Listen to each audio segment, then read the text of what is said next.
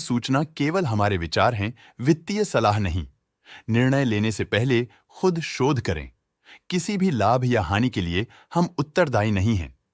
आज हम देख रहे हैं वॉकहार्ट लिमिटेड के 2025-26 Q1 की standalone financial performance. Starting with the sales, पिछले क्वार्टर से सेल्स में 16% का इंक्रीज हुआ है, मगर कंपनी ने पिछले साल के मुकाबले 17% का सेल्स इंक्रीज रिपोर्ट किया। Expenses 13% quarter on quarter increase हो गए हैं, जो साल भर के 3.5% के राइज के साथ अलाइन करता है।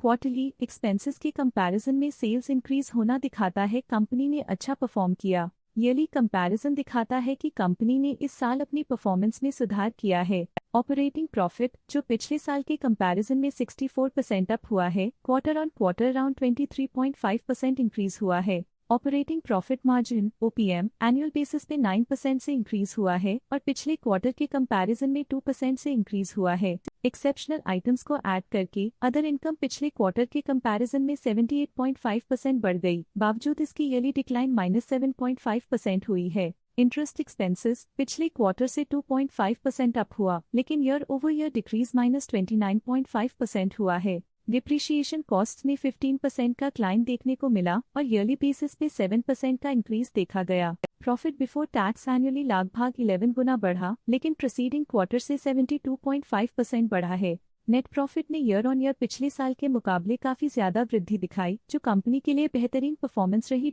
लेकिन लास्ट क्वार्टर से 72.5% का इंक्रीज हुआ है। इस क्वार्टर में कंपनी का परफॉर्मेंस काफी अच्छा रहा। वहीं अगर एनुअल एनालिसिस की बात करें तो इस साल कंपनी का परफॉर्मेंस काफी अच्छा था। अर्निंग्स पर शेयर EPS में साल भर में पिछले साल के मुकाबले काफी ज्यादा ग्रोथ देखी, जो कंपनी की स्टेलर परफॉर्मेंस को दिखाता है। लेकिन क्वार्टरली में 72% की बढ़ोतरी भी नजर आई। इस क्वार्टर में कंपनी का EPS काफी अच्छा रहा। वॉकहार्ट लिमिटेड के फाइनेंशियल स्नैपशॉट को रिव्यू करते हुए कुछ मुख्य ट्रेंड्स सामने आए हैं, जो कंपनी की परफॉर्मेंस पे रोशनी डालते हैं। जून 2022 से जून 2025 तक वॉकहार्ट लिमिटेड की फाइनेंशियल जर्नी में सबसे पहले बात करते हैं सेल्स की। इस साल सेल्स में 16.5% की वृद्धि हुई है और पिछले 4 सालों में 9.5% की वृद्धि हुई है, जो एक निरंतर अपवर्ड ट्रेंड को दर्शाता है। 2 साल पहले के टेम्पररी डिप के बाद सेल्स में वृद्धि ने फिर से रफ्तार पकड़ी है, जो बाजार की साइक्लिकल नेचर को उभारती है। अब बात करते हैं एक्सपेंसेस की। इस साल एक्सपेंसेस -1% घट गए हैं, लेकिन 4 सालों में 7% का इजाफा हुआ है। इस साल सेल्स में एक्सपेंसेस के मुकाबले ज्यादा वृद्धि हुई है, जो अच्छी प्रॉफिटेबिलिटी को दर्शाता है। ऑपरेटिंग प्रॉफिट का सफर स्टेडली ऊपर चढ़ रहा है। इस साल लगभग 4.5 गुना की बढ़ोतरी के साथ और पिछले 4 सालों में 23.5% का नोटिसेबल राइज हुआ है। एक टेम्पररी गिरावट के बाद ऑपरेटिंग प्रॉफिट ने लगातार दूसरे साल वृद्धि को बनाए रखा है, जो बिजनेस ऑपरेशंस में साइक्लिकल अपटर्न को दर्शाता है।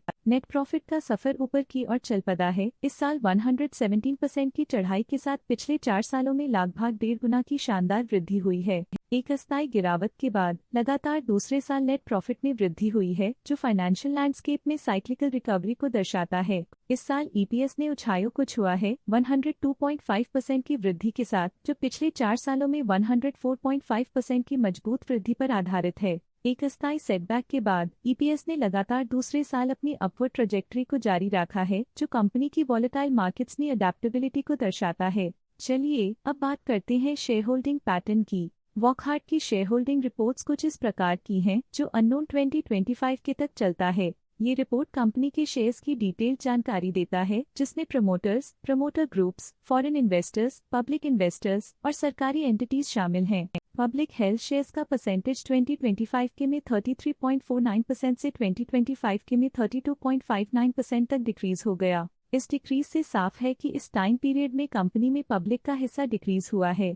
जब कंपनी के शेयर्स का अधिकतम हिस्सा प्रमोटर्स, FII, DII या गवर्नमेंट के पास होता है, तब ये माना जाता है कि कंपनी मजबूत हाथों में है, जो स्थिरता और मजबूत समर्थन को दर्शाता है और इस मार्केट की स्थिरता बनी रहती है। DII, डोमेस्टिक इंस्टीट्यूशनल इन्वेस्टर्स, ने अपना शेयर होल्डिंग 2025 में 10.59% से 2025 में 11.01% तक इंक्रीज किया।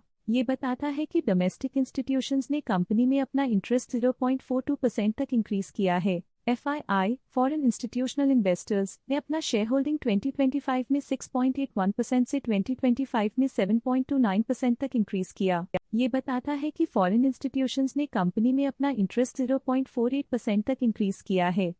ये था कंपनी का करंट शेयर होल्डिंग पैटर्न। आज के लिए फाइनेंशियल सेक्टर में इतना ही। देखने के लिए धन्यवाद। स्टॉक लेटेस्ट न्यूज अपडेट के लिए चैनल को सब्सक्राइब करें और वीडियो को लाइक एंड शेयर करें।